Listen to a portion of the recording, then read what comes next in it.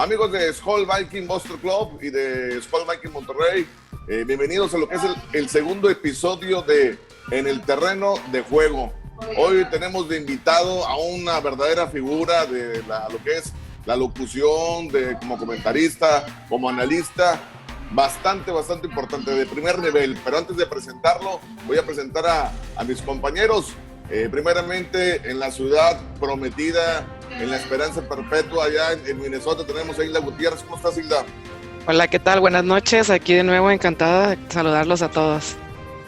Acá en la Sultana del Norte tenemos a mi compadre Osbel Cantú. ¿Cómo estás, Osbel? Muy bien, Aldo. Muy buenas noches para todos y un saludo a Enrique. En la Ciudad de México tenemos a Raimundo Núñez. Rayito, ¿cómo andas? Bien, ¿qué tal? Saludos a todos, en especial también para Enrique, nuestro invitado el día de hoy. También acá en la Sultana del Norte, mi compadre Luis Montemayor. ¿Cómo andas, compadrito? ¿Cómo están? Un gusto estar aquí de nuevo con ustedes, agradeciendo a Kiki que nos dio la oportunidad de acompañarnos, y pues aquí vamos a platicar un ratito. Muchas gracias. Mi nombre es Aldo Alejandro Morales Salazar y les voy a hablar un poquito de lo que es nuestro invitado. El día de hoy, más de 25 años en la crónica deportiva, 24 coberturas de Super Bowl bastante buenas, 4 Juegos Olímpicos, 4 Mundiales de Club, conoce Atenas, Río, Pekín, Londres, Alemania, Sudáfrica, Brasil, ¿qué más fue el último, Kike? Rusia, juegos de grandes ligas, series mundiales, partidos de NBA. Yo creo que si en algún momento se llega a jugar un partido, un mundial de Matatena, ya el señor García tiene su acreditación. O sea, él ha acostumbrado a ya me tocó narrar, güey, Matatena también, así que... Matatena, sí, acostumbrado a narrar grandes partidos de sangre petrolera, no solo porque le vas a los Oilers, ahora a los Titanes, sino porque te tocó trabajar allá en tu amada Reynosa, en Pemex, ¿verdad? Exactamente. Qué gusto saludarlos a todos, gracias por la invitación.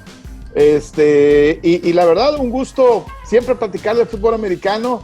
Y bueno, le echaste mucha crema a los tacos. Ahora acá a esperar de mí, acá en esta parte, va a todo ser un mundo de coberturas, ¿no? Sí. La verdad, y siempre fíjate de la mano de lo que me apasiona, que es el fútbol americano. Para mí, la principal escuela, tú lo sabes, yo empecé hablando de fútbol americano, y soy un apasionado 24/7 del fútbol americano, vivo, como, ceno, fútbol americano. Entonces, eso es al final de cuentas lo que me gusta, ¿no? Y al final lo que te lleva y te va moviendo en las coberturas también, y lo que aprendes, porque algo que ha sido bien importante en esto, Aldo, es que yo he podido llevar mucho de lo que he aprendido en el fútbol americano, e incluso en los medios, a otros deportes que no tienen esa cultura, y que eso al final de cuentas ha sido una ventaja a lo mejor para mí, ¿no? Oye, Kike, mañana comienza la temporada, la tan esperada temporada 2020 del NFL.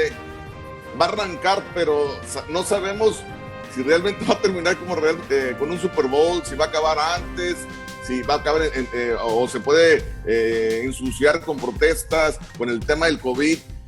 ¿Tú qué piensas? ¿Cómo ves este año? ¿Crees que podamos terminar en tiempo y forma como se había planeado desde un inicio? Yo creo que sí, al menos la NFL sí.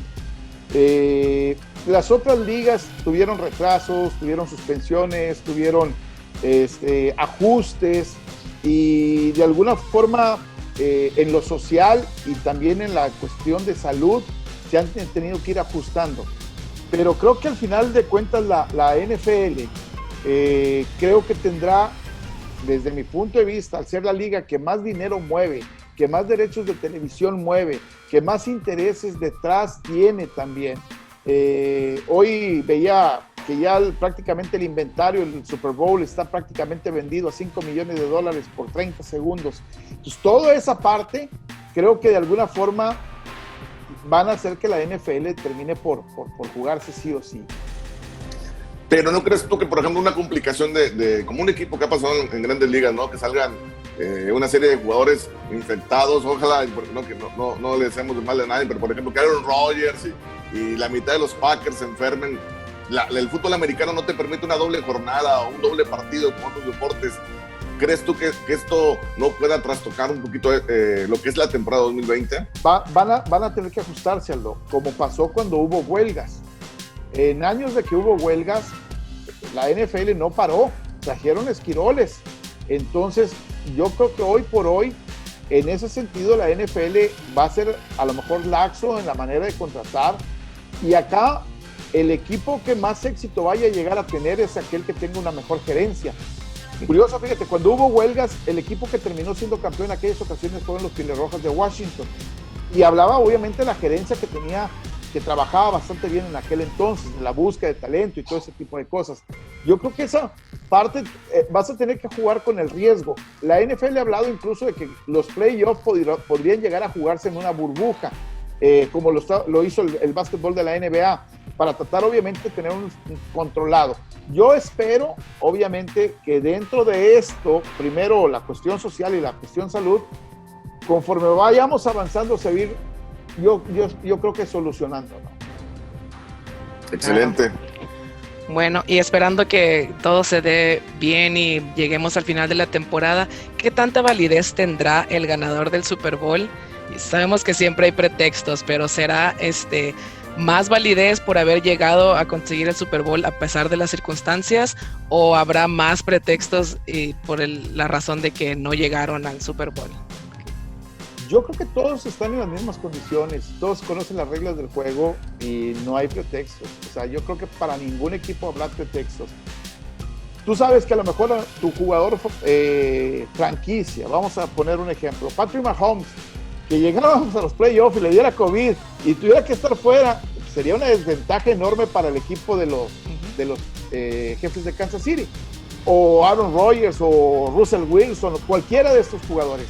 Pero tú conoces las reglas del juego, entonces tú tienes que buscar, tratar de aislarlos, tratar de ser responsables, tratar de proteger, de encapsular todos los problemas, y la otra, tratar de protegerte también con un buen suplente, con jugadores que tú sepas que a lo mejor te pueden ayudar a tener un mejor rendimiento en otras áreas, ¿no? Cierto. Oye, Enrique, disculpa, mira, primeramente quiero comentarte, ¿verdad?, que acerca de un jugador, Warren Moon, ¿verdad?, el jersey número 1, retirado en la franquicia, de hecho, de los Titanes, Hall of Fame. Por este jugador quedamos enganchados muchos a la NFL. De hecho, creo que ahí está Aldo, ¿verdad?, y un servidor. Estamos, así es. Y pues hasta tenemos una religión nueva ahí, la Iglesia Moon, ¿verdad? Y pues bueno, en base por el trabajo que él realizó cuando él viaja y se une a los vikingos allá en el 93-94, es cuando me empiezo a ir para ver a los juegos de los vikingos. Así llegué a ser fanático de este equipo, ahí me quedé, ¿verdad? Ya me gustó. Pero bueno, la pregunta es, en el año, la última vez que ganó Tennessee, en este caso eran los Petroleros de Houston, visitando a Minnesota, fue en el año de 1992. Warren Moon estaba en los controles, de hecho, con los Petroleros. Él mandó un pase touchdown a Ernest Givings, y también hubo un touchdown terrestre de Lorenzo White y un gol de campo de pues, el pateador histórico, ¿verdad?, al del Greco. Y pues les dieron la victoria por 17-13 en el memorable Metrodomo de Minnesota. Y ya que escuchaste, ¿verdad?, que le tenemos esa alta estima al jersey número 1, quisiera que nos platicaras qué recuerdas de este jugador, y si tienes has tenido algún contacto con él ya después por derivado de tu carrera, ¿verdad?, cubriendo los Super Bowls. Pero para mí lo de Warren Moon agarró, imagínate el aprecio que le puedo tener como franquicia, porque agarró una franquicia de los Petroleros de Houston que venía de años muy malos, de años de 2-14, pues después de haber tenido un entrenador como Ed Biles, y que luego lo llevan a él, lo traen a jugar de Canadá al equipo de los Petroleros de Houston cuando no fue seleccionado en el draft por nadie, y él, después de haber ganado la Copa Gris en Canadá y todo ese tipo de cosas, empiezan a encontrar el sistema para poder que generara todo el talento que él tenía para tirar la pelota y la movilidad, y llegan al famoso run and shot, que es donde él brilla más con el equipo de los Petroleros y los 4 fabulosos que tenía, los receptores y todo ese tipo de cosas. A mí la de Warren Moon me parece obviamente siempre sobresaliente, más fuera del terreno de juego, porque él tenía fundaciones y ayudaba a mucha gente para generar estudios y todo ese tipo de cosas. Creo que lo de Warren Moon, como a muchos mariscales de campo luego se les cuestiona el no poder ganar en playoffs, ¿no? Esa es la parte que a lo mejor, y creo que ya que Warren Moon lo juzgan mal, porque un día tiene un partido 35-3 en Buffalo. Warren Moon perdió el partido. No, lo perdió la defensa. Hizo 38 puntos en el partido. Con 38 puntos tú tienes que ganar un partido. Es como cuando Tony Romo decían, Tony Romo perdió el partido. Oye, contra aquel Broncos, ¿no? Terminaron 51-48. No lo perdió Tony Romo, lo perdió la defensa. Le metieron 50 puntos, ¿no? Así le pasaba a Warren Moon. Lamentablemente. Creo que la cuestión con Warren Moon siempre fue un poquito el último drive que no podía hacer a lo mejor y que mucha gente se lo cuestionaba. Pero después tuve la oportunidad de conocerlo en el Super Bowl de Atlanta. Tuve la oportunidad de acercarme con él ya trabajando en los medios, porque él está ahora como comentarista en los partidos, si mal no recuerdo, de los Halcones Marinos de Seattle. Creo que también estuvo un tiempo en Minnesota también haciendo eso, pero como él salió en la Universidad de Washington, estaba en Seattle trabajando para eso, ¿no? Y le comentaba yo en alguna ocasión al mismo Warren Moon de esa magia que llegó a tener, que enganchó a muchos aficionados a los Petroleros con el famoso run and shot, y que lamentablemente no lo pudieron llevar a ser campeones. Tuvo 2 años que fueron maravillosos, uno que pierde con Kansas, con Joe Montana, que ese año pasaron cosas extrañas porque empezaron perdiendo los primeros 4 y luego tenían 1-4 y luego terminando siendo la mejor marca de la conferencia y no pudieron llegar al Super Bowl. Pero lo de Warren Moon, después creo que a Minnesota llega ya en el ocaso de su carrera, ¿no? Sí, con mucha magia, pero en el ocaso de su carrera, como le pasó también a Randall Cunningham, que también creo que llegó tarde para quizás haber aprovechado más tiempo del talento de ambos jugadores, ¿no? Aunque Warren Moon todavía con Seattle tuvo 2 años después, que sale 3 años después de que sale de Vikingos, sí. Tiene una temporada que sorprendió a todos, ¿no? Cuando dicen, sí, mira, ya anda tirando con silla de ruedas. No, pues el jugador enterito, ¿no?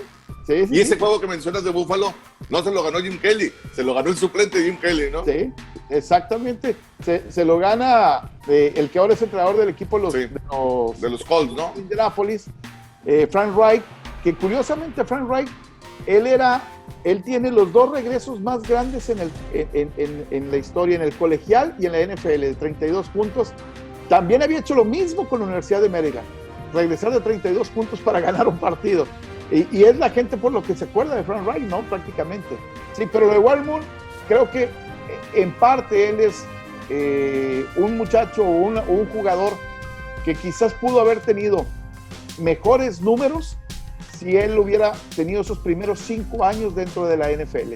Él se tuvo que ir a jugar 5 años a Canadá y creo que es una flor que abrió tarde dentro de la NFL, ¿no? Sí. Una preguntota. Tomando en cuenta el factor Brady y el factor Gronkowski, ¿tú cómo ves a Tampa Bay? Muchos lo proyectan de estar de abajo del top 20, ahorita ya lo ponen en el top 5, top 6. ¿Tú qué opinas respecto a este tema? ¿Realmente influirá mucho? Yo creo que Tom Brady, para mí, ha perdido un paso, no en cuanto a su velocidad física, sino en su velocidad mental. Y lo vi, tuve la oportunidad el año pasado de estar en el campo de entrenamiento de los Titanes y tuve la oportunidad de verlo en el campo de entrenamiento contra los Titanes durante 2 días, en la pretemporada.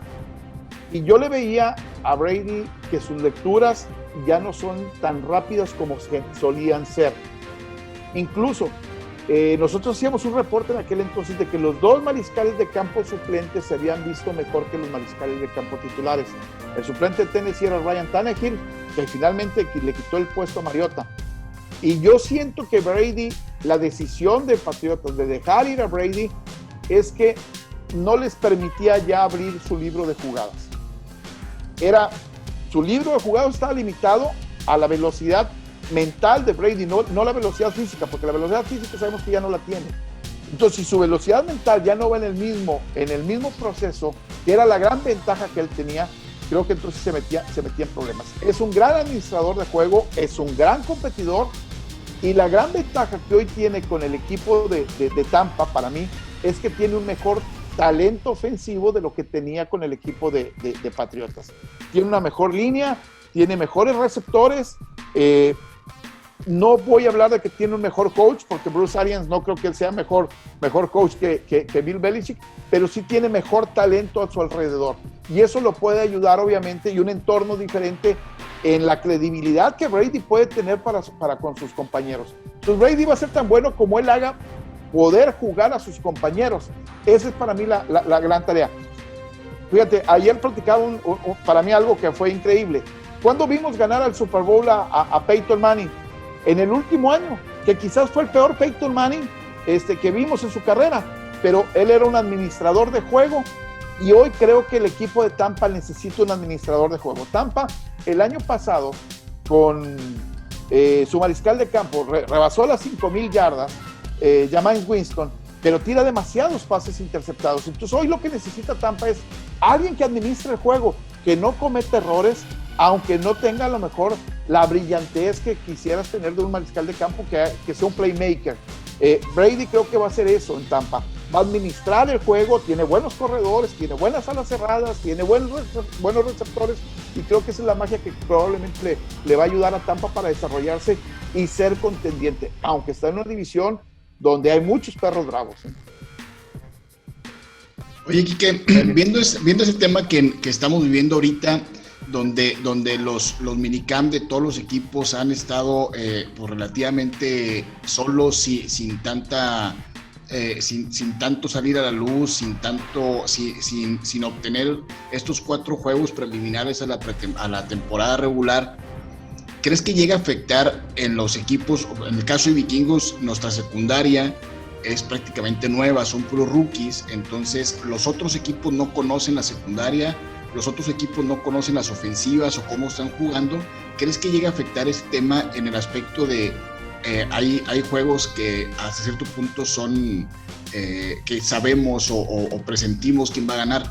¿Crees que llega a afectar mucho este tema ahorita que no se tuvo más transparencia en Precision y ahorita en el minicamp? Creo que sí.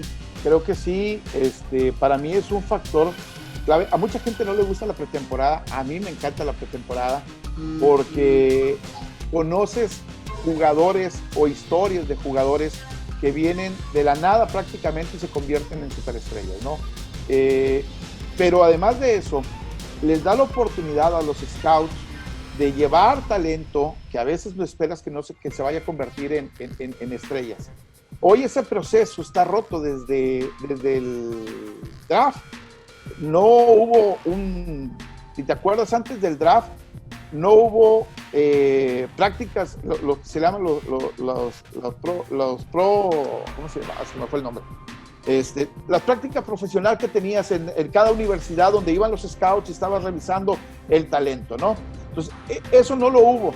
Y incluso les impidieron a los scouts viajar a conocer los entornos de los jugadores, con quién se relacionaba, con quién no se relacionaba, su familia y todo ese tipo de cosas que a veces te hacen tomar decisiones para ver a quién te vas a llevar, porque no solamente es llevar un buen jugador, sino el entorno que rodea a ese jugador, que lo hace muchas veces mejor jugador o peor jugador. Entonces, esa parte creo que hoy para muchos equipos van a ir dando palos de ciego, y en el desarrollo, en los scouts de los equipos, va a haber jugadores que tú no sabes cómo van a funcionar todavía en el sistema de la NFL. Porque una cosa es que los hayas visto en el colegial, pero en el colegial hay brincos y hay dispares en la calidad de los equipos. De repente ves un jugador que anotó 5 veces, pero lo hizo contra una mala universidad. En la NFL, acá todos son buenos. Entonces tú tienes que saber cómo ese jugador se va a comportar a la velocidad y a la fuerza, obviamente, que se juega en la NFL. Creo que eso va algunos van a sorprender y algunos van a ser un fiasco. Entonces creo que sí va a haber una gran cantidad de sorpresas en las primeras semanas. ¿Qué creo que va a suceder? Los equipos no se van a arriesgar, van a ir con lo conocido. Más vale malo conocido que bueno por conocer. Y conforme vayan avanzando las semanas, entonces sí voy a utilizar talento que a lo mejor puedo llegar a sorprender.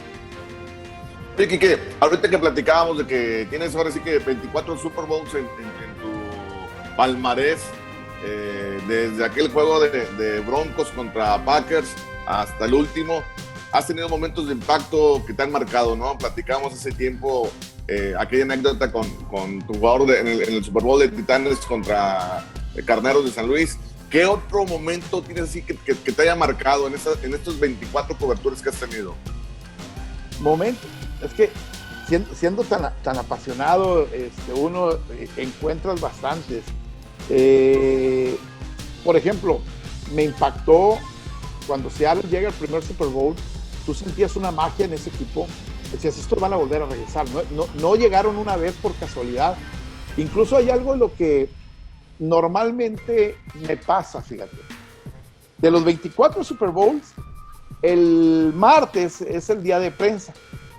Y tienes la oportunidad de convivir con el Media Day, que ahora se le dice y que se ha convertido ya más en un show y todo ese tipo de cosas.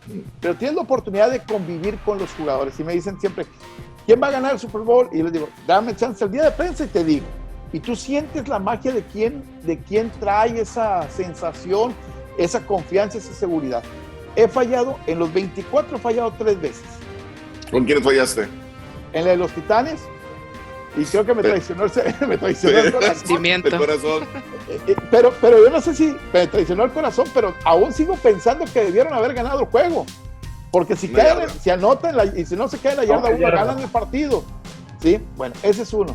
Fallé en el de Atlanta, iban ganando por 24 puntos y se fueron a tiempo extra. ¿Sí? Y fallé en el último, en este último. Son los únicos 3 que le he fallado. Y San Francisco que debió haber ganado el partido. Si tú tienes 10 puntos, 2 series de ventaja y la pelota, faltando 5 minutos, tienes que ganar el juego. ¿Sí? Claro. Lamentablemente no supieron manejar las emociones. Perdón, y uno más. El de Seattle contra Patriotas. Que pierde Seattle con el pase interceptado en el último momento. Claro. Esos 4 juegos son los que he fallado. Si son 3 y el de los Titanes. 4 juegos he fallado. Pero la sensación y la anécdota es, ¿qué es lo que percibes de los equipos? La seguridad con la cual llegan. Hay equipos que tú los sientes y dices, estos van a ser campeón. Estos traen, y hay algunos otros que tú los sientes que van a lo mejor con un estrés, con una situación más allá del juego, preocupaciones, extrafútbol y todo ese tipo de cosas. Yo me acuerdo mucho con Atlanta, que llegaban con el baile del pájaro sucio y todo eso. Sí, y era un equipo que tenía cierta magia alrededor, pero los viste el día de la conferencia de prensa, y dices, tú sabes qué, estos sábados no saben lo que vienen a hacer al partido, no saben todavía, no dimensionan en dónde están, y los ves el día del juego y los atropellaron, ¿no? Y me ha tocado ver situaciones de ese tipo. Entonces sí, es una magia muy, muy, muy, muy interesante la que se perciben en los Super Bowls. Y anécdotas, bueno, ver llorar jugadores de alegría, ver llorar jugadores de tristeza, pero hay una que he visto llorar y fue de desesperación. Este último Super Bowl, Tyreek Hill sale y da conferencia de prensa y trae a su niño cargado. Yo no sé si por ahí lo vieron, trae a su niño cargado. Y Tyreek Hill, antes de la temporada, incluso hubo una denuncia de violencia doméstica porque lo denunciaron de que le había pegado al niño y que el niño le tenía miedo y estuvo a punto de una suspensión y todo ese tipo de cosas. Oye, sale con el niño como diciendo, ¿sabes qué? Es el momento donde vamos a celebrar juntos. Lo baja y el niño se va. Y Tyreek Hill piensa que lo agarró la esposa y no. Y luego ves a Tyreek Hill que se va pensando que se le llevó la esposa en medio de toda la gente de la prensa, y el niño se pierde. Y me toca a mí ver a Tyreek Hill regresar con la lágrima prácticamente en los ojos, o sea, La desesperación, ¿no? La desesperación de dónde está el niño, ¿no? Finalmente el niño lo tenía un policía agarrado de la mano. Son de esas anécdotas que incluso poca gente se percató de lo que realmente pasó en ese momento, pero a mí me tocó toparme a Hill, en medio de la desesperación cuando todo el equipo estaba festejando, ¿no? Oye, Kike, ahorita que mencionabas de lo que es el día de prensa, que se ha convertido en un espectáculo, ¿no? Porque pues, ha habido gente que va con vestido de novias y muchas cosas singulares, ¿no? Se ha convertido en un verdadero show. Ustedes, tú como prensa, también tenías que poner esa parte, ¿no? Te haber tocado momentos muy chuscos. Creo que por ahí hay una anécdota con Héctor Javier Yáñez, ¿no? Que lo llevaste a participar. Digo, para quien no lo conozca, al Peine, pues es un reportero chaparrito, prietito, muy singular, ¿no? Y de una forma muy osca para hablar, ¿no? Sí, ¿Cómo estuvo esa? Muy osca. En Houston lo llevamos, Super Bowl de Carolina contra el equipo de los Patriotas, y lo ponemos a entrevistar, y Héctor no habla nada de inglés, pero nada. Y entonces empieza a tratar de... Él mide, yo creo que si llega al 1.60 me sobra feria. Pues lo subíamos a un banco para que los entrevistara, y empezaba a preguntarles en español, y los jugadores, no te entiendo, güey. Entonces llegaba otro jugador y le decía, yo te ayudo, yo más o menos conozco español, ¿verdad? Y yo te traduzco, y le decía, no me vas a entender porque yo hablo bien inglés, ¿verdad? Y empezaba your imprecisions, del juegations, y empezaba, y los jugadores no le entendían, ni el que hablaba español, ni el que hablaba inglés, los desesperaba. Entonces se volvía medio cómico, y eso terminó por después divertir a los mismos jugadores. A ver, güey, no le entiende nadie. Y volteaba con nosotros, y nosotros le decíamos a los jugadores, es que si habla inglés, pues no le entendemos. Era un poquito, terminó robándole las gorras, terminó robando, o sea, y luego se hacía el ebrio dentro de las conferencias de prensa con los jugadores, hasta que un día le llamaron la atención, así, ¿sabes qué, Héctor? Oye, llevamos también alguna vez al Trapo, es un payaso, que hacía dinámicas con ellos y les quitaba el relax les quitaba la presión a los jugadores, y a otros que estaban medio olvidados, porque en los Super Bowl de repente tienen las mesas de los que son figuras y hay 30 jugadores que nadie los pela. Están todos olvidados, leyendo el periódico, jugando en el celular, haciendo cualquier cantidad de cosas, ¿no? Entonces, en esos, de repente, hay historias que pueden ser muy interesantes, ¿no? Pero lo de Héctor Javier Yáñez, el Peine, que le mando un abrazo, causó revuelo porque él, vaya, es más feo un pleito a puñaladas, es más feo la palabra sobaco que el Peine Yáñez. El Peine es más feo que todo eso, imagínate. Te mando un abrazo. Hilda. Y siguiendo con la magia del Super Bowl, ¿piensas que Patrick Mahomes podría catapultarse a niveles aún más altos y llegar a hacer la hazaña de ganar el Super Bowl consecutivamente? Yo primero te pregunto, ¿cómo le hacen para vivir en Minnesota?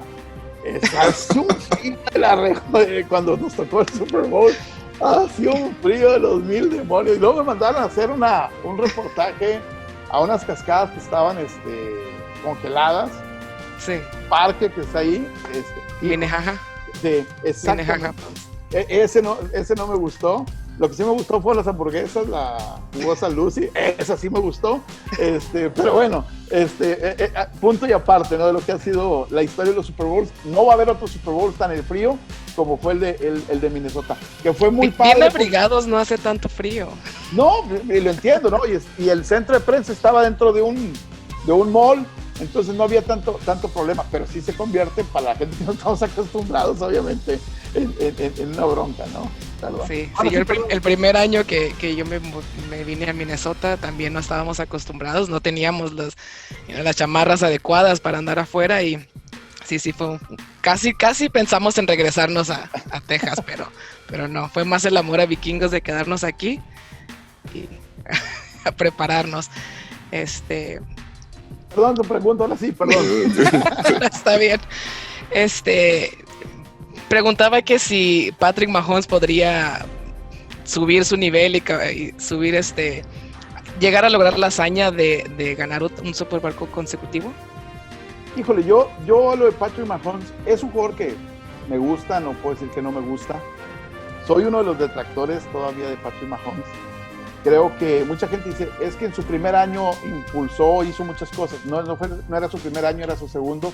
Fue un año en la banca, detrás de Alex Smith. Le permitió aprender el sistema. Creo que hizo lo correcto Andy Reid con él. El primer año sorprende. Creo que nadie estaba adaptado a lo que podía hacer y nadie creía lo que podría hacer Patrick Mahomes. El segundo año, ya como titular, el año pasado, que gana el Super Bowl, para mí no es tan bueno el año como mucha gente lo ve. Más allá que haya ganado el Super Bowl, los equipos empezaron a ajustarse a lo que Patrick Mahomes hace. De hecho, sus números bajaron. Puedes decir, es que fue por las lesiones, estoy de acuerdo, pero también se lesionó porque le empezaron a llegar más. Los 3 partidos de playoff, los 3 partidos empezaron perdiendo por más de 2 anotaciones, porque prepararon el sistema para que Patrick Mahomes tuviera inicios lentos. El problema es que Patrick Mahomes luego corrige y las defensas no corrigieron. Y creo que hay también una serie de errores, pero Houston lo debió haber eliminado. Titanes lo tuvo casi al medio tiempo y hay un error de un jugador. Para mí, Evans se equivoca cuando piensa que Patrick Mahomes se va a salir y no le quiere pegar por evitar un castigo y Patrick Mahomes se regresa y anota en una jugada que es clave. Y luego en el Super Bowl otra vez se vuelven a poner 10 puntos abajo faltando 5 minutos. Incluso eso faltando 5 minutos es después de una intercepción de Patrick Mahomes. Le interceptan un pase y luego viene el regreso de Mahomes con una 3rd y 16 que la logra, que para mí es más un error de la defensa que un mérito de Patrick Mahomes. Creo que, en resumen, veo que las defensas en la NFL se adaptan muy rápido a jugadores que llegan a sorprender. Por eso Aaron Rodgers no volvió a repetir, por eso Russell Wilson no volvió a repetir, porque las defensas terminan por ajustarse. Creo que Kansas tiene un gran equipo. No es tanto Patrick Mahomes, la llave obviamente es la punta de lanza, pero creo que no le podemos quitar el crédito de lo que ha sido Kansas como equipo. Tienen grandes receptores, una muy buena defensa. Para mí el mérito más importante del año pasado para que Kansas sea campeón es que el coordinador defensivo, Steve Spagnuolo, fue haciendo jugar mejor a la defensa cada semana. Y cuando le permiten al equipo regresar en los partidos, después de que inicias mal porque se te fueron adelante, es porque la defensa del equipo de Kansas cerró la cortina y se pudo ajustar y pudo permitirle a Patrick Mahomes regresar. Porque no puedes regresar si te siguen anotando puntos. Entonces, eso fue para mí lo más importante. Si la defensa de Kansas sigue manteniéndose en ese nivel, Patrick Mahomes va a tener la oportunidad de volver a ser campeón. ¿Por qué? Porque creo que cada vez va a ser más bajo o va a ir bajando su promedio a encontrar su media como profesional. No sé si para mucha gente es la gran estrella, sí. Es la cara de la NFL, sí. ¿Lo va a cuidar la NFL? También creo, sí. A veces hasta los arbitrajes los veo medios tendenciosos porque es la cara de la liga en este momento. Pero sí creo que los equipos se van a ir adaptando poco a poco a Patrick Mahomes. De acuerdo. Enrique, volviendo un poquito al tema ahora que vamos a tener esta temporada, un choque entre Titanes contra Vikingos. Primero, pues empezar a ver qué es lo que ahora se perdió o no perdió en la temporada baja los Titanes. Al terminar la temporada pasada, pues eran como tipo la cenicienta, ¿verdad? de la NFL en los playoffs. Era lo que estábamos viendo, que podían llegar todavía más lejos y pues bueno, por cuestiones, pues ahí se quedaron en ese juego a un pasito del Super Bowl. Más de 20 jugadores con contratos expirados y pues su capacidad salarial muy mermada después, porque amarran a Ryan Tannehill y etiquetan como jugador franquicia a Derrick Henry. Mi pregunta, un poco extendida va a ser, ¿verdad? Es sobre los jugadores adquiridos perdido en las primeras 3 rondas del draft. Perdieron jugadores claves, por ejemplo, perdieron al tackle derecho Jack Conklin, firmó con Cleveland, creo, un muy buen jugador, y en el draft, en la primera selección que tuvieron, pues van por Isaiah Wilson de Georgia, para reforzar esa área, ¿verdad? Una criaturita, pues 2 metros de alto y 155 kilos de peso, pues creo que la pregunta es, en tu opinión, ¿qué en este primer año de Isaiah Wilson puede brindar la seguridad que ofrecía Conklin en la línea, o ese periodo de adaptación le va a costar, y le va a costar también en los partidos, ¿verdad? Obviamente, y a lo mejor no tenemos una temporada como creo que fue 9-7, y a lo mejor ni siquiera llegan a playoff, ¿verdad? Considerando las primeras 3 selecciones. Si gustas, ahorita nos vamos a la segunda, ¿verdad? Ok, mira, yo de los Titanes perdieron a 3 jugadores para mí que son los claves. A Jurel Casey, que lo cambian, sorprendentemente lo cambian. Creo que Jurel Casey, él había bajado un poquito en los playoffs, de hecho no le fue muy bien en los playoffs, y tienen detrás de él a 2 jugadores, a Jeffrey Simmons, que fue su primera selección colegial del año pasado, que es una bestia, el tipo es impresionante, y creo que le van a dar más jugadas. Y entonces creo que está cubierta la salida para mí de Jurel Casey. Lo de Jack Conklin, el Conklin tuvo hace 2 años un muy mal año. Hace 2 años, y a pesar de eso el equipo terminó 9-7. Él batalló mucho con una lesión en la rodilla, y creo que ese es el por qué Tennessee lo deja ir. El año pasado fue muy bueno Jack Conklin, pero siempre ha estado detrás de él Dennis Kelly. Dennis Kelly es el comodín de la línea ofensiva, el 6º jugador de la línea ofensiva del equipo de los Titanes. Estaba mal en el lado izquierdo Tyrell Lewan, Dennis Kelly. Roger Saffold se lastimó, Dennis Kelly. En el centro, la única posición que no juega, pero en todas las demás, Dennis Kelly es el comodín. Dennis Kelly es el titular en este momento para el equipo de los Titanes, no Isaiah Wilson. Wilson se va a quedar, obviamente es un tipo que se va a desarrollar. Parte de lo que platicaba hace ratito, cuando los investigan mal, ahora andaba embroncado con una fiesta que tuvo en la universidad y todo ese tipo de cosas. Pero Dennis Kelly es todo lo contrario, es el capitán incluso de la ofensiva, es el tipo que se preocupa por encontrar en el grupo, con su liderazgo y el ejemplo. Lo nombraron responsable con temas de COVID y trae a todos fregados en el equipo, y ese liderazgo además lo lleva dentro del partido. Es un tipo que ha jugado muy bien, creo que no van a tener problema en ese sentido. Es bueno con la cobertura de mariscal de campo en las situaciones de pase. Donde yo creo que a lo mejor a Titanes le puede doler es en la profundidad en algunas piezas claves. Creo que le va a doler la salida de Logan Ryan. Logan Ryan tuvo grandes números la temporada pasada, pero ellos están confiando en que su segunda selección colegial pueda hacerlo bien. Y además están confiando en que Malcolm Butler el año pasado terminó lesionado y va a venir de regreso, y que puede estar cubierta esa posición. Creo que los movimientos, el gerente general del equipo de Tennessee lo ha hecho muy bien desde que llegó. De hecho, desde que llegó, el equipo ha estado en playoff o ha tenido marca ganadora. Es el único equipo que ha tenido marca ganadora los últimos 4 años, 9-7. Y marca ganadora, 2 equipos contra equipos que tienen marca ganadora. Los Patriotas y los Titanes son los únicos en la NFL que contra los buenos normalmente ganan. Tienen marca ganadora. Y esa profundidad creo que le va a ayudar. El cambio de que hizo el gerente general es en la cultura, de encontrar jugadores que tengan cultura ganadora. Quedaban 2 jugadores que habían estado en 3 jugadores en la última temporada perdedora. Uno era Jurel Casey, lo dejaron ir. El otro era Delaney Walker, el ala cerrada, lo dejaron ir. Y el otro al que no van a dejar ir es al pateador, a Brett Kern, es el mejor de la NFL. Entonces a ese no lo van a dejar ir.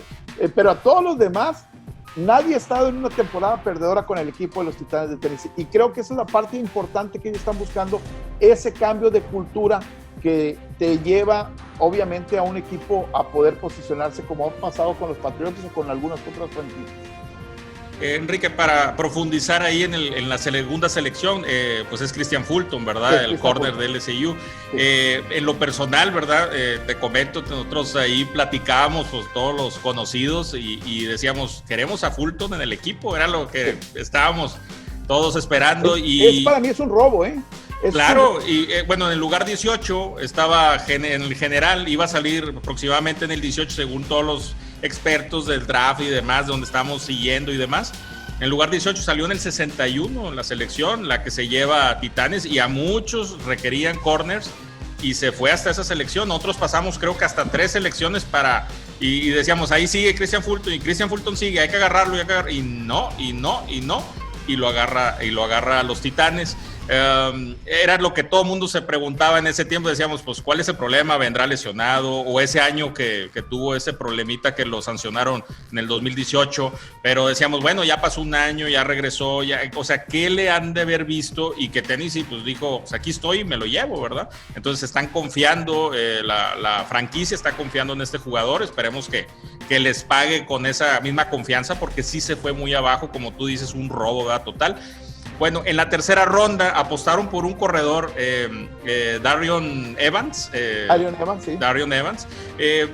Platícanos, por favor, ¿qué rol crees que va a jugar en el sistema de Tennessee? O sea, sabemos que si utilizan a Derrick Henry como lo venían usando la temporada pasada, pues les va a tronar, ¿verdad? En algún momento es demasiado el castigo que recibe y es demasiado los contactos que este jugador está recibiendo. No sé si les va a servir para esas terceras oportunidades, para rotar o, no sé, para dar pases cortos, o tendrá alguna responsabilidad en específico en equipos especiales. No sé si algo tienes de conocimiento. Darrington Evans, un muchacho de Appalachian State, si mal no recuerdo, quien tuvo muy buenos números en el colegial, y este muchacho ha entrenado toda la parte baja, ha estado pegado a Ryan Tannehill. Estuvo todo el tiempo tirando Ryan Tannehill pases con él. Lo conoce muy bien. De hecho, Ryan Tannehill dice, se van a sorprender de lo que es capaz de hacer este muchacho por la velocidad, y dice, tiene manos de receptor. ¿Qué es lo que va a pasar con él? Va a venir a tomar el lugar de Dion Lewis, que Dion Lewis todos esperábamos mucho más en el equipo de los Titanes de Tennessee. El gran valor para mí de Dion Lewis que llegó a tener en Tennessee era un excelente bloqueador en situaciones de carga. Cuando venían los blitz, él leía perfectamente, y a pesar de su tamaño, que es muy chaparrito, él podía hacer el bloqueo y ayudaba bastante. Pero la parte que querían Tennessee de Dion Lewis no era esa, era la explosividad que él había mostrado con el equipo de los Patriotas. Un jugador de terceras oportunidades con buenas manos, y que en Tennessee no llegó a pasar. ¿Por qué? ¿Quién sabe? Bueno, Darrington Evans creo que es lo que va a pasar con él. Va a ser el respiro y va a ser el trueno y el relámpago, haz de cuenta, como en algún momento lo tuvieron los Titanes con Lendal White y con Chris Johnson, que así les decían, el trueno y el relámpago. El veloz va a ser Darrington Evans, y obviamente el trueno va a ser seguramente, y seguirá siendo Derrick Henry, que ha hecho una pretemporada increíble. Por ahí vean los videos que ha hecho a lo largo de la temporada, se la ha pasado entrenando desde el primer día, y él está agradecido de la cantidad de dinero que le dieron, y creo que le van a dar 300 veces la pelota este año. Se lo van a acabar seguramente los próximos 4 años, pero creo que al final Darrington Evans va a tener un rol muy pequeño en terceras oportunidades en situaciones claves nada más. Sigue Ray. ¿Qué tal? Tomando en cuenta que nos toca enfrentarnos en la semana 3, me parece, ¿tú cómo ves a Vikings contra toda la FC Sur? ¿Cómo crees que nos vamos? ¿4-0, 0-4, 2-2? Fíjate que normalmente a los Titanes les va bien en los juegos interconferencias. De hecho, creo que en los últimos 10 años es uno de los equipos que mejores números tienen en juegos interconferencias. Si no es que el mejor de toda la NFL. Recuerdo, por ejemplo, la última vez que fue Aaron Rodgers a jugar a Tennessee, Los Titanes le dieron una paliza a Aaron Rodgers y luego fue el último partido que perdió para luego irse a playoff. Yo creo que va a ser un juego muy difícil. Por ahí creo que el equipo de Minnesota están preparados para cosas diferentes. Los equipos, a veces yo llamo como, por ejemplo, la división de Kansas, Los Ángeles, los Raiders y Denver. El año pasado tú volteas a ver a Kansas y perdió 3 juegos contra el equipo, en la división de los Titanes.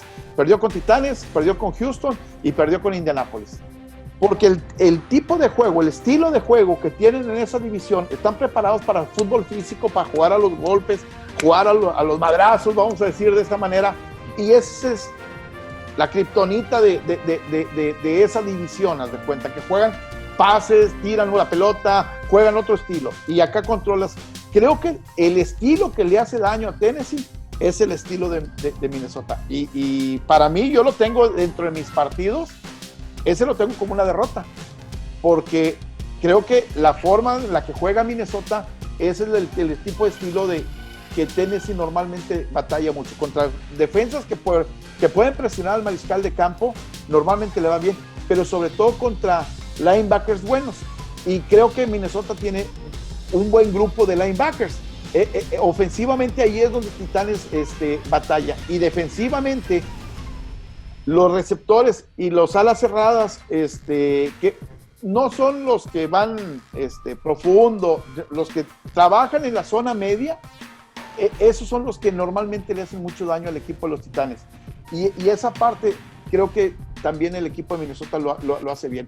Ese año, por cierto, de Tennessee se fue el receptor a Minnesota. ¿Quién fue?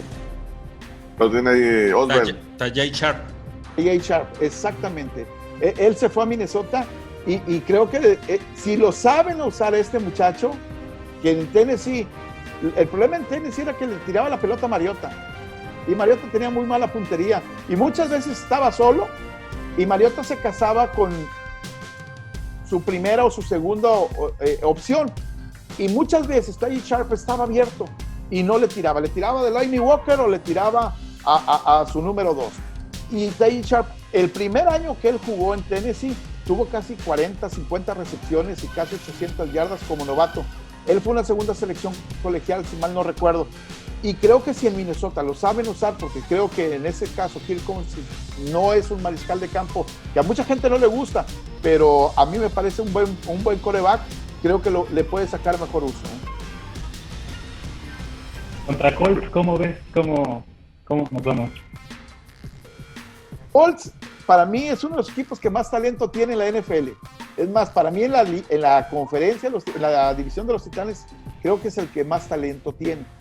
El problema de los Colts es cómo va a ser su quarterback. ¿Qué Philip Rivers vamos a ver?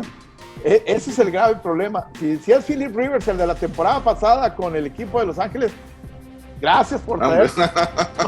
Qué bueno, ¿no? Dios. Pero si es el Philip Rivers, el cual Frank Reich lo hizo funcionar con el equipo de San Diego, ese Philip Rivers terminó 12-4. Y Philip Rivers estuvo cerca incluso de pelear, en los playoffs para llegar al Super Bowl. No llegaron porque les tocó ir, no me acuerdo si a Patriotas, si en Patriotas les va mal, inician mal el partido y terminan. Pero ese Philip Rivers de esa temporada con Frank Reich, es otra cosa. Y durante algún tiempo Frank Reich le ha sabido sacar provecho, como se lo sacó también en Filadelfia a Carson Wentz y a Nick Foles, y creo que Philip Rivers va a crecer mucho de nueva cuenta de la mano de Frank Reich como entrenador en jefe. Esa es la pregunta, ¿qué Philip Rivers? Porque también el paso de los años y cuidar tanto chamaco que tiene, yo creo que lo desgasta. Exacto. Contra Texans, ¿cómo ves? Tejanos tienen el mejor mariscal de campo de la división. Y Deshaun Watson es, para mí, si a mí me dieran a escoger en este momento un quarterback dentro de la división, incluso a lo mejor Creo que es el único que se puede equiparar a lo mejor en este momento en la conferencia a lo que puede hacer Lamar Jackson y Patrick Mahomes. Y me pongo por arriba a lo mejor Deshaun Watson está muy cerca de Patrick Mahomes y por arriba de Lamar Jackson. El problema es que el talento con el que tienes. Le quitaron su mejor receptor, a DeAndre Hopkins, pero le quitaron uno muy bueno y le trajeron 2 medianos. Entonces a lo mejor esa opción queda ahí, pero le trajeron un muy buen corredor. Si David Johnson entra en el modo David Johnson que estuvo con el equipo de Arizona, ese equipo puede ser muy peligroso. Todos los años se hablan pestes del equipo de Houston y en los últimos años ese equipo gana la división, quién sabe cómo. Entonces yo creo que es un equipo muy complicado, muy difícil, que siempre encuentra talento y es un equipo al que yo la verdad lo respeto mucho, más cuando estaba de DeAndre Hopkins. Hay que ver qué va a pasar con Randall Cobb y todos ellos, incluso con Brandon Cooks. Por eso hablo de que sí, se fue de DeAndre Hopkins, pero trajeron a Randall Cobb y trajeron a Brandon Cooks. Entonces, a mí me parece que trajiste 2 medianos o 2 más arriba del mediano para arriba, y son 2 armas muy peligrosas para ponerlo con Deshaun Watson. Muchas veces a los receptores los hacen los mariscales de campo. Que era lo que ahorita te decía del caso de los Titanes con Mariota y el receptor que de nada, Taylor Sharp, si no le tiras la pelota, no pasa nada. El éxito, por ejemplo, que tuvo Ryan Tannehill el año pasado fue que él puso a competir a los receptores. Titanes tiene receptores muy grandes, muy físicos. Corey Davis y A.J. Brown son 2 bestias, 2 tipos muy grandes. Pero si no los podías a competir en el físico, de nada sirve que tengan un cuerpo tan grande. ¿Sí? Y Mariota no los ponía a competir. Lo que sí vino a ser Tannehill les ponía la pelota arriba y entonces sí va al físico a pelear la pelota y meter el cuerpo. En el caso de Sean Watson, es un tipo que sí pone a competir a sus receptores, no tiene miedo de colocar la pelota donde la tiene que colocar y además se tiene una gran confianza desde que estaba en Clemson. Los Jaguars, por último. Yo creo que Jaguares está apostando, no sé a qué. Tienen uno bueno y lo venden, y tienen otro bueno y lo venden, y aplican eso de que venden al bueno, ¿no? Venden al bueno y papá a los malos. Exactamente. Yo creo que es un equipo que se ha equivocado. Mira, a mí Blake Bortles, desde que estaba ahí, no me parecía que fuera el problema. El problema era que lo rodearas de gente para que él hiciera bien el trabajo. Debió haber llegado al Super Bowl. Si no se equivocan los árbitros en aquel partido de Jaguares contra Patriotas, en la intercepción, ese equipo está en el Super Bowl. Y Blake Bortles hubiera sido a lo mejor la quinta maravilla, la divina envuelta en huevo, el equipo, pero lamentablemente los Jaguares dijeron, no, ¿sabes qué? Él es el culpable, quítalo, y el Jalen Ramsey es el culpable, y ahora Calais Campbell es el culpable, y Dante Fowler es el culpable, y se deshicieron de todo lo bueno que tenían porque no supieron manejarlo por una mala gerencia general. Entonces yo creo que es un equipo que está con un virus en su gerencia general y que lamentablemente me gusta lo que hace Minshew como mariscal de campo, pero pues no tiene receptores, y no me extrañaría que a Leonard Fournette iniciando la temporada lo cambien por selecciones colegiales, y así es, ¿no? Pero es un equipo irresponsable con el talento que tiene, ¿no? Muy bien, muchas gracias. Pues, oye, que viendo esta semana que vamos a competir en el juego los Titanes contra Vikingos en el US Bank. Sabemos que el US Bank pesa en el aspecto del público, y sabemos que hemos estado ahí, los decibeles son enormes, y el ambiente, de mi punto de vista, juega un papel muy importante en el juego, ¿no? En que se pierda o se gane. A pesar de que tú tienes el partido como perdido contra Vikingos, ¿crees que baje la intensidad de, por ejemplo, esa defensa de la que hablabas, de esos linebackers que bajan, que dan el blitz? ¿Crees que baje la intensidad, en este caso de la defensa o del equipo en general, y que Titanes se pueda llevar la victoria? Y haciéndolo un poquito más general, ¿crees que, por ejemplo, Seattle, que también sabemos que es un estadio muy difícil, el de Dallas es un estadio difícil, el de los mismos Jefes es un estadio difícil. ¿Crees que tenga mucho que ver en el modo de juego? Tal vez así que lleguen a perder un juego en casa por no tener público. Mira, primero, Titanes es uno de los equipos que mejor juega fuera de casa que en casa. El año pasado ganaron en Cleveland, ganaron en Foxboro, que es difícil ganar en Foxboro, ganaron en Baltimore, que es difícil ganar en Baltimore incluso en playoff. Esta generación de jugadores ganó un partido de playoff en Kansas también, esta generación de jugadores. Para mí, Titanes, el jugar en casa, jugar de visitante, es más, tenían peor récord a veces de local que de visitante. Sí creo que hay algunos equipos obviamente que aprovechan muy bien su localía. Creo que esa va a ser una situación también extraña, el jugar sin gente, equipos como Denver, equipos como el mismo Minnesota, que su casa, su gente impulsan mucho y crean escenarios que a veces la presión al equipo contrario le permiten o no le permiten. Kansas es otro, le sacas ventaja en ese sentido.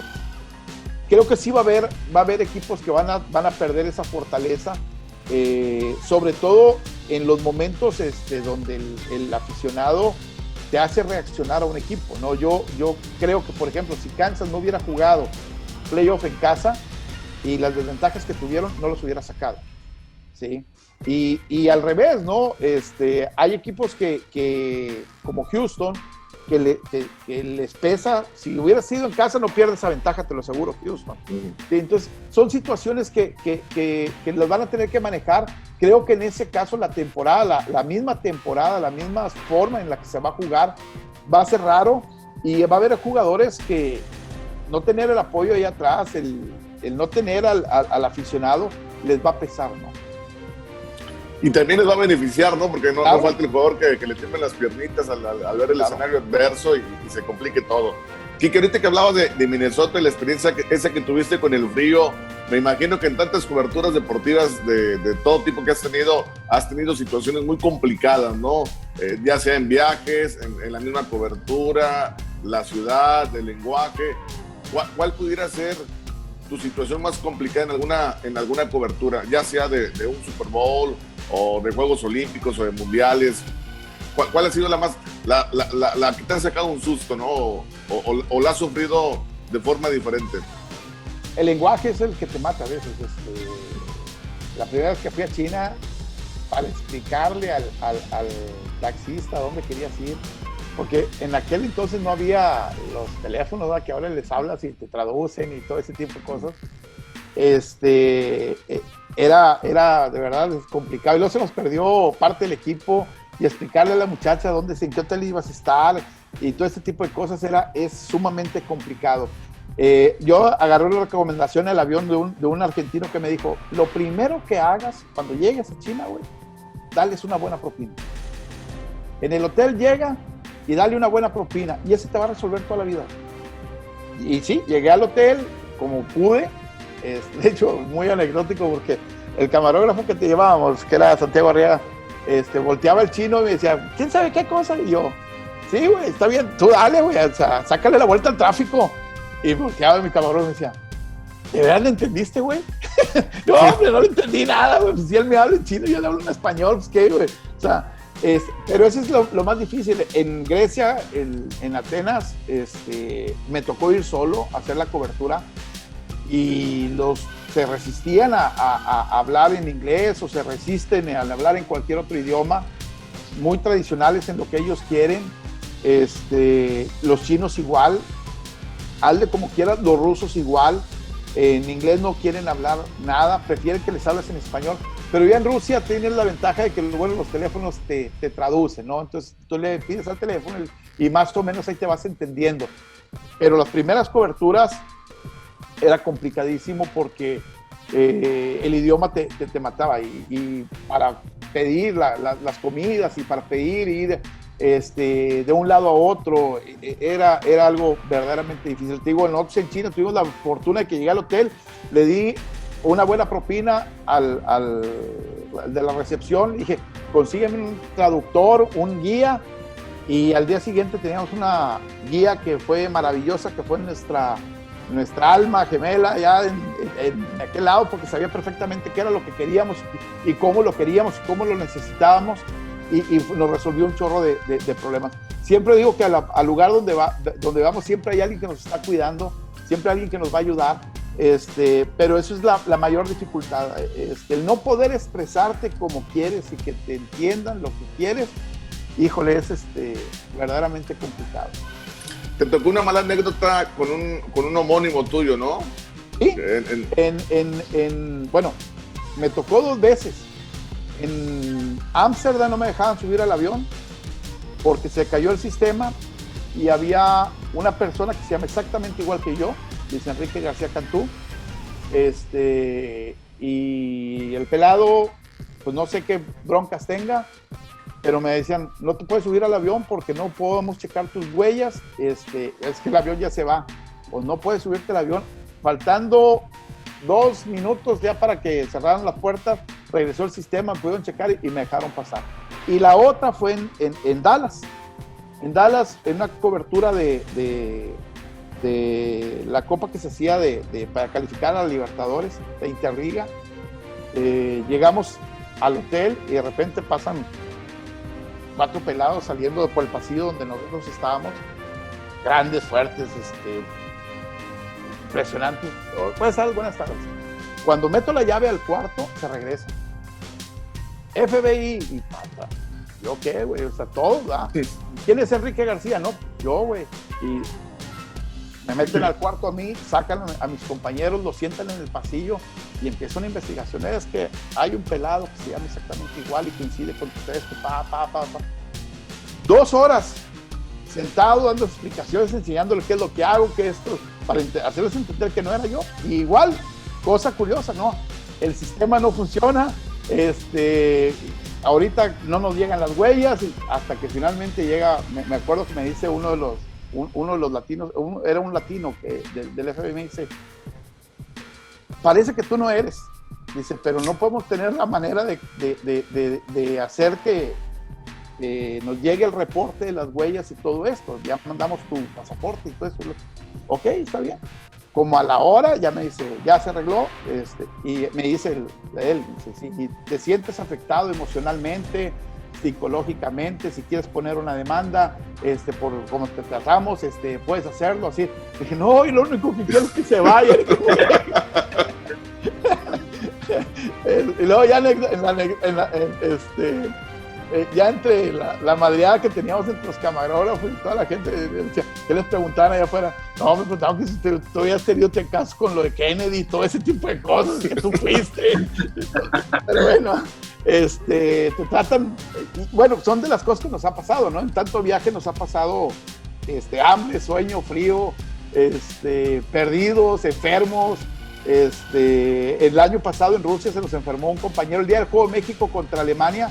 Llega le mando un saludo a Gerardo Suárez, llegamos al estadio y el pelado llega, él es blanco, llega rojo y va a atención médica ahí en el estadio, se lo llevan en ambulancia y lo meten a un lugar de cuidado de infectología, y lo tienen aislado durante 72 horas para ver qué es lo que tenía.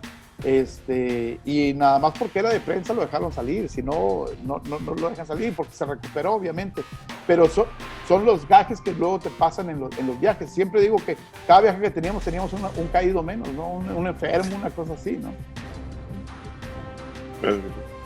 Va, Hilda. Bueno, yo quiero tocar un poco el tema de las divas del fútbol y qué tan diferentes son las divas del pasado con las de hoy en día, para entender por qué, por ejemplo, Vikingos, que aguantó a la diva Moss, un gran jugador, pero nos dio varios dolores de cabeza, y ahora dejaron ir a Dix. ¿Cuál es tu opinión al respecto? Híjole, yo cuando estaba Randy Moss, creo que el que lo controlaba era Chris Carter. Y Chris Carter tuvo mucho que ver, porque Chris Carter le predicó con el ejemplo, decía, no eches a perder tu carrera, como a lo mejor a mí me pasó en Filadelfia. A él lo corrieron de Filadelfia por cuestiones de vivo, como Antonio Brown, ¿no? Y como algunos otros jugadores que hoy les pasa, ¿no? Y creo que a Randy Moss, él lo entendió perfectamente, no en el mejor momento, pero luego él incluso llega a Patriotas y llegó a terminar su carrera en Tennessee. Y en Tennessee, yo me acuerdo que los reportes de los jugadores, de los compañeros, hablaban de la enseñanza que Randy Moss les dejaba. Me tocó ver a Randy Moss en un Super Bowl y platicar con él, y él en ese Super Bowl, el de San Francisco con Baltimore, él se declara como el mejor receptor en la historia de la NFL, ¿verdad? Es cierto. Él avienta esa declaración y muchos se burlaron de él. Y no estaba lejos de la realidad para mí. Creo que en el caso de Randy Moss, para mí es un jugador que debió haber logrado más cosas dentro de la liga si él hubiera tenido esa disciplina de la cual pregonó al final y que no tuvo tener a lo mejor al inicio de su carrera. Creo que hoy, lamentablemente, los jugadores se ven muy afectados por las redes sociales. Esto los ha vuelto locos a muchos, ¿no? No entienden su responsabilidad, no entienden que hoy, antes a lo mejor no había cámaras, y hoy hay millones de cámaras por todos lados, y que su comportamiento tiene que ser siempre ejemplar. Creo que sigo pensando que, a pesar de que la NFL les pone programas de ayuda psicológica para manejo de todo lo que se pueda manejar, dinero, cuestiones personales, creo que al final de cuentas siguen teniendo muchos problemas en ese sentido. Se enganchan con muchas tonterías y hoy más las redes sociales los ha hecho más difícil la situación para muchos jugadores. Creo que ahí es donde los scouts tienen que hacer el trabajo para saber a quién llevas, y el diferenciador es quién puede soportar la presión y quién no puede soportar la presión, y a veces pagar ese precio de calidad contra alguien que se convierte responsable. Pongo un ejemplo, Adam Thielen en el equipo de Minnesota, ¿no? Yo veo que es un tipo sumamente centrado, que a lo mejor no tiene las condiciones de Stephon Diggs, pero tiene otros valores que lo hacen mejor o más importante para el equipo que Stephon Diggs. Enrique, el año pasado, pues en Minnesota tenemos, una posición que actualmente creo que ha empezado a desaparecer, ¿verdad? De las alineaciones, el fullback. Es bien raro el equipo que ahora juega con esa posición, ¿verdad? Y en Minnesota tenemos a uno muy bueno, CJ Ham, pero no solamente yo, o sea, hay mucha gente con las que hemos platicado que creímos haber conseguido a uno mejor todavía. Era un jugador pues ofensivo que en algunos juegos nos demostró que podía bloquear o abrir espacios, no era lo suyo, digamos, pero sí la explosividad, la que mencionaste hace rato en la respuesta a Luis, que es lo que le gusta a Tennessee, ¿verdad? Jugar también contra alguien que sea explosivo. Gary Blessingame, después, pues en la escuadra de prácticas, no podíamos darse el lujo de tener dos fullback en el roster de 53, lo mandan a esa posición y luego llega Tennessee y se lo lleva, ¿verdad? Sí. Y bueno, así es, el año pasado. Entonces, no sé si ya con toda esa temporada que pasó, tú tienes alguna opinión distinta o si le ves esas cualidades que muchos le vimos aquí en Minnesota, que tan es así que hasta el club, la franquicia, se empezó a dedicar un poco a mandar algunos videos cortos de las páginas oficiales del club sobre CJ Ham, el valor de CJ Ham y demás, porque hubo mucha presión, porque pues, sabíamos, me incluyo, Gary Blessingame, decíamos, es que deja él, o sea, es más explosivo y nos demostró más cosas, ¿verdad? Es por eso. Sí, mira, yo creo que sí, Ham va a ser un buen jugador, es un buen jugador. Depende cómo lo utilices. ¿Sí? Hay equipos que no utilizan el fullback, como lo dices, lo utilizan muchas veces, prefieren una ala cerrada más. Pero, por ejemplo, uno de los éxitos más grandes en los últimos años para mí de fullback, y nadie habla de él, es James Develin con el equipo de los Patriotas. Develin es espectacular para bloquear, para recibir pases en el momento, para carrear la yarda difícil cuando la necesitabas, para tomar el blitz, y siempre lo supieron utilizar de manera correcta. Creo que en este caso, C.J. Ham me parece que es un talento. No son los jugadores más sexys de los equipos, los fullbacks, ¿sí? Tú te vas a acordar de Emmitt Smith, pero no te vas a acordar de Moose Johnston. Tú te vas a acordar de Eddie George, pero no te vas a acordar de Lorenzo Neal. Y pasa así, ¿no? Y acá te vas a acordar de C.J. Ham nada más porque a lo mejor a algunos le damos el valor de lo que tiene, o de Blasingame, pero para mí son males necesarios. A mí me encanta tener esa posición de fullback en el equipo, y creo que en el caso de C.J. Ham me parece que es un muchacho muy talentoso, que a veces no es Dalvin Cook el que lo vas a aplaudir, ni mucho menos, pero muchas veces de las yardas que llevan van encaminadas por él, ¿no? Entonces, creo que la gente hoy en el fútbol, de repente seguimos la pelotita y no seguimos a los que hacen que la pelotita vaya caminando, ¿no? Exacto. Una pregunta, tomando en cuenta todos los cambios que tuvimos en Vikings, nuestra secundaria es novato, se reforzó la línea, pero se reforzó con novatos, porque el que trajimos de Baltimore decidió no jugar por problemas de asma y el COVID. A pesar de todo esto, ¿tú hasta dónde crees que nos alcanza para llegar a esta temporada? ¿Comodines, divisional, campeones de conferencia o Super Bowl? Mira, de acuerdo a tu expertise. Yo te voy a decir algo, una ventaja que tiene Minnesota. El juego aéreo en su división no es tan bueno. Vas con el equipo de Green Bay y Aaron Rodgers es muy bueno, pero voltea a ver los receptores que tiene Aaron Rodgers el día de hoy. Mucha gente quería que tomaran en el draft un receptor en lugar de un quarterback y todo ese tipo de cosas, y no se le dio. Ellos están cambiando su forma de jugar, ellos están corriendo más la pelota. Chicago, su juego aéreo tampoco es muy bueno. Detroit necesita que esté sano su mariscal de campo.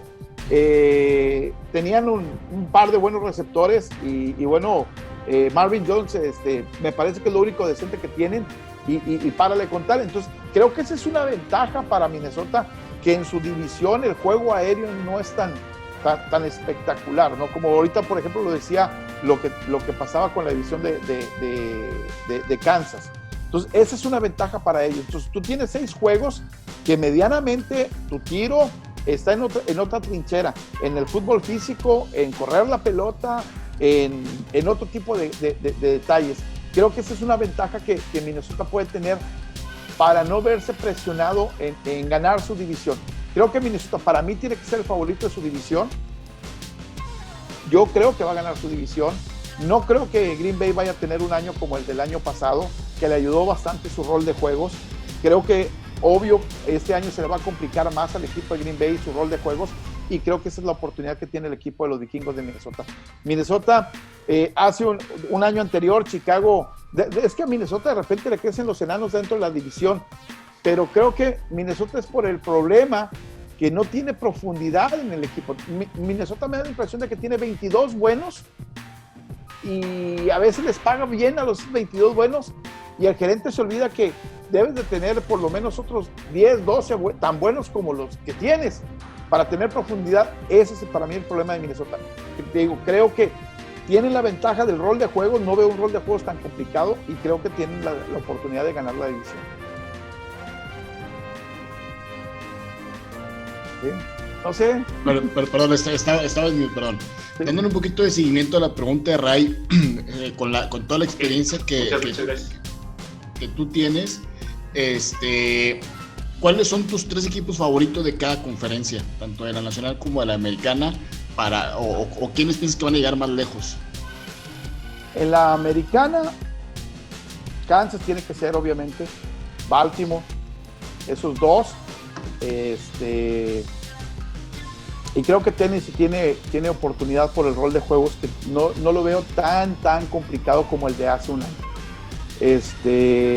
para que Tennessee llegue, necesita ser campeón de su división, jugar playoff en casa, que ahora va a ser indistinto porque si no hay gente en los estadios, no pasa nada, ¿no?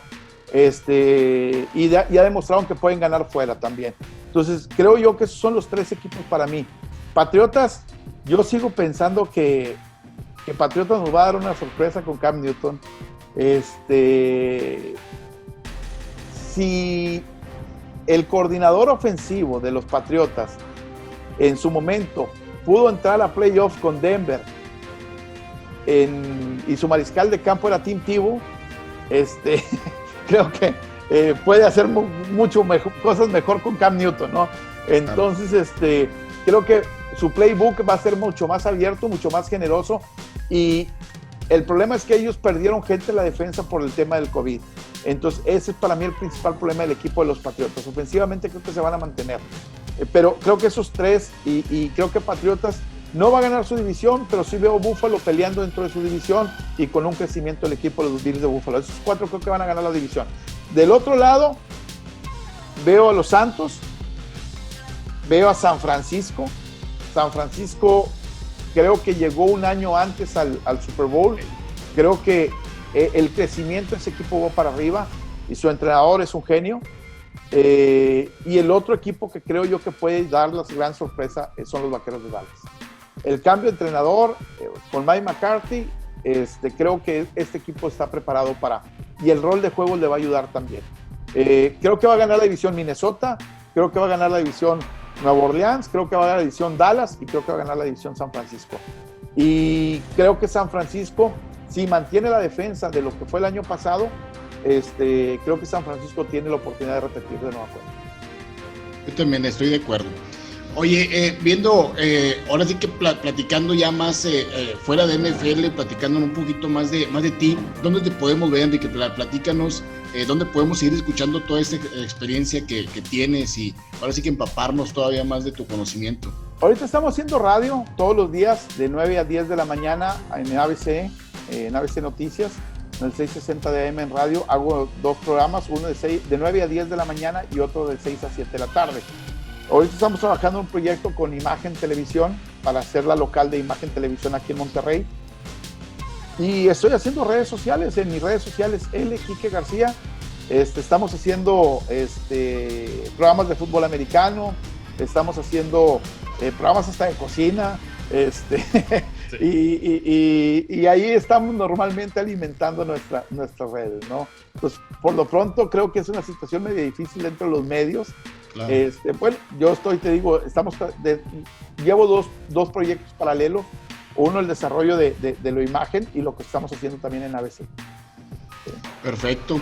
Pues muchísimas gracias, Enrique. Gracias a ustedes. No sé si gustes agregar algo más, ya después de toda la cátedra que nos diste. No, agradecerle a ustedes la oportunidad de platicar. Eso es mi pasión. Me puedo pasar horas, más porque te traigo un compromiso, pero si no, le seguimos. ¿No? ¿Sí? Voy por un café. Pero no, un gusto platicar con ustedes. Esta es la pasión. Los entiendo, los de Minnesota, porque es como los Titanes, tenemos historias como paralelas.